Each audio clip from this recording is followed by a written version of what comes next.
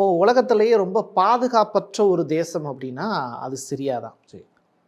ஏற்கனவே சிரியாவினுடைய சுதந்திரம் அடைஞ்ச காலகட்டத்தில் இருந்து அந்த ஏற்கனவே அதிபராக இருந்து இப்போ ரஷ்யாவில் போய் தஞ்சம் அடைஞ்சிருக்கார்ல அந்த சிரிய அதிபர், முன்னாள் அதிபர், அவருடைய அப்பா காலகட்டத்தில் இருந்தே அது ரொம்ப பதற்றமான ஏரியாவாக தான் இருந்தது.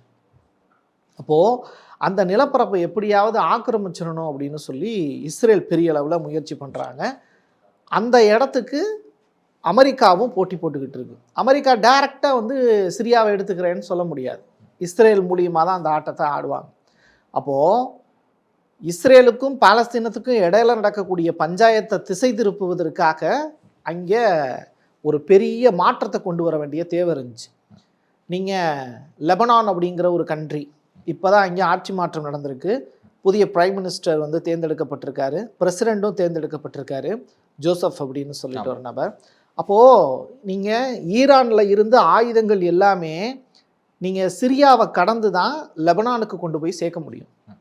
அப்போது இவ்வளவு பெரிய ஒரு ட்ராவல் வந்து பண்ண வேண்டியது இருக்குது. அது ஈரானுக்கு பெரிய நெருக்கடியை உண்டாக்கணும் அப்படிங்கிறதுக்காக அமெரிக்கா என்ன பண்ணுறாங்கன்னா, சிரியாவில் இருந்து தானே லெபனானில் இருக்கக்கூடிய ஹிஸ்புல்லா படைகளுக்கு அந்த ஆயுதங்கள் போகுது.